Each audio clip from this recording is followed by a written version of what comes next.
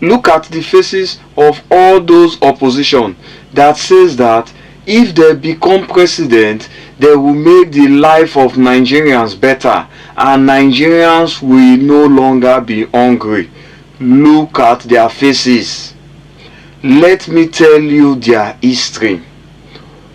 All of them are not new. They are not new, but all of them have held on to power for many years. But now, they say that if we make them president, they are going to do the right thing. I will tell you their history.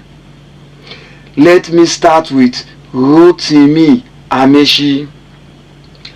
In 1992, he was the secretary for then NRC, National Republican Convention. He was their secretary. In 1992 and 1994, he was the special assistant to former Governor Peter Odili, the governor of Rivers State back then. He was 8 years a Speaker of the House in Rivers State. 8 years. 8 years also as a governor in Rivers State. 8 years. He was also 7 years as the Minister of Transportation, Federal Republic of Nigeria. 7 years as a Minister of Transportation. He did not do anything all these years.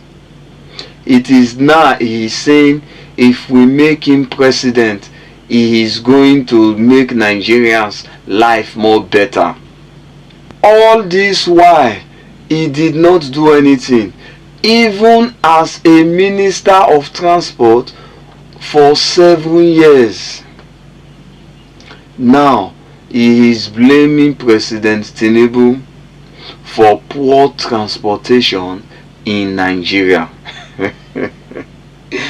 President Tinubu regime that is just 3 years, he is blaming Tinubu for poor transportation system in Nigeria. But as a Minister of Transport for 7 years, nothing he did. Let's go to David Mark. He was 2 years as a military governor. 2 years he served as a military governor. 3 years he also served as a minister. And 20 years he served as a senator, including becoming the Senate president. He was even awarded the longest serving Senate president in Nigeria. But what law did he bring to better the lives of ordinary Nigerians as a president of the Senate all these years? Nothing.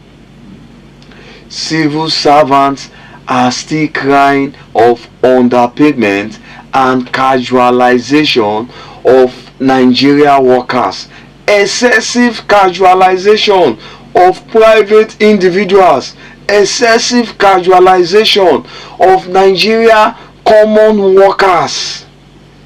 He could not bring any law or enact any law that would make life more better for the ordinary poor and simple Nigerians. But do you know what he's doing now?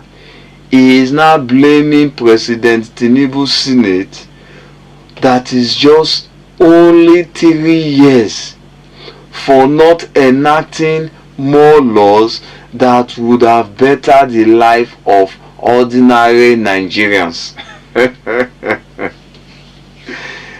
Let me go to Peter Gregory Obi, the #1 obedient leader, minister of obedient movement, chairman of obedient movement.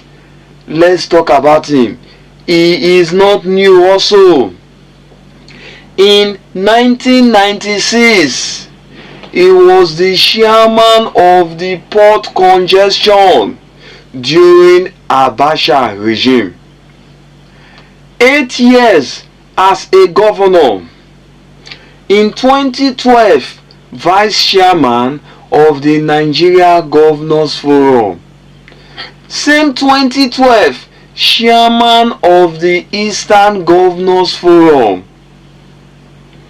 2015, he was the chairman of Securities and Exchange Commission, SEC.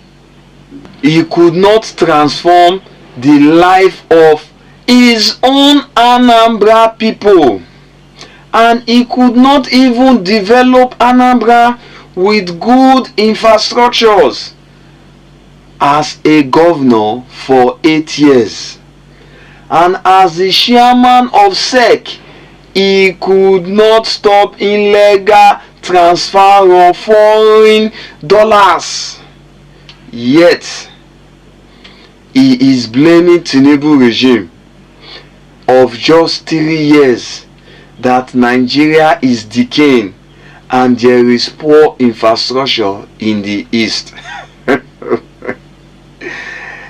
Let me talk about Lie Nwoke.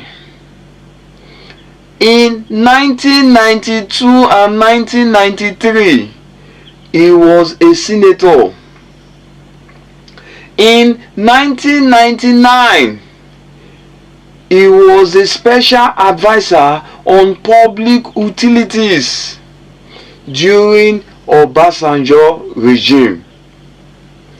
And as a minister, 8 years as a governor and 4 years as a minister, he could not do anything to improve the lives of his own people. Yet, he blames Tinubu for Nigeria predicament. Hey, this is very exciting. Now let's go to Aregbesola. He is not also new. 8 years as a commissioner, 8 years as a governor, and 8 years as a minister. He could not develop his own state with all the resources and time he has spent as a governor, and with all the time he has spent in all these positions. Yet he is blaming Tinubu regime that is just 3 years for poor infrastructure in his state. Hey, very, very funny. It is not finished. I will continue. It is not finished. Let's go to Malam El-Rufai. In 1999, he was the DG and Secretary of Bureau of Public Enterprises and National Council of Nigeria. Malam El-Rufai. In 1999, he was the DG and Secretary, Bureau of Public Enterprises and National Council of Privatization. 4 years as a Minister of FCT. 8 years as a governor. He did not improve security in his state with all the resources and time he spent. Instead, he would rather give money to bandits that killed innocent people as compensation for them. But now, he is blaming Tinubu of just 3 years. in power for insecurity in his state. Again, Rabiu Musa Kwankwaso. In 1992, he was the Deputy Speaker of the House of Representatives of Nigeria. 8 years as a governor and 4 years as a minister. He claims Tinubu is the cause of Nigeria hunger. Why there are so many Almajiris that are begging in his states and out of school children that are more in his states. As a governor, he did not reduce the Almajiris and reduce the number of out of school children.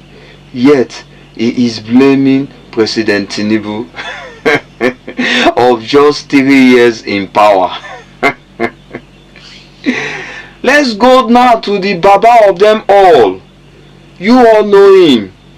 Atiku Abubakar. 8 years as a vice president of Nigeria.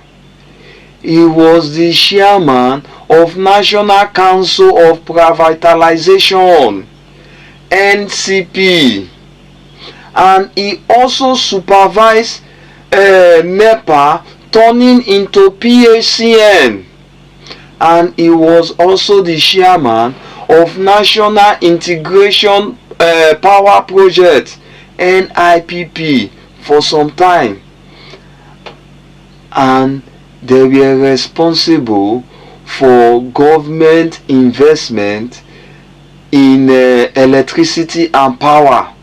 Anything that has to do with power project, they were the one responsible. Even with all the time he spent as a vice president, Nigeria still suffered darkness.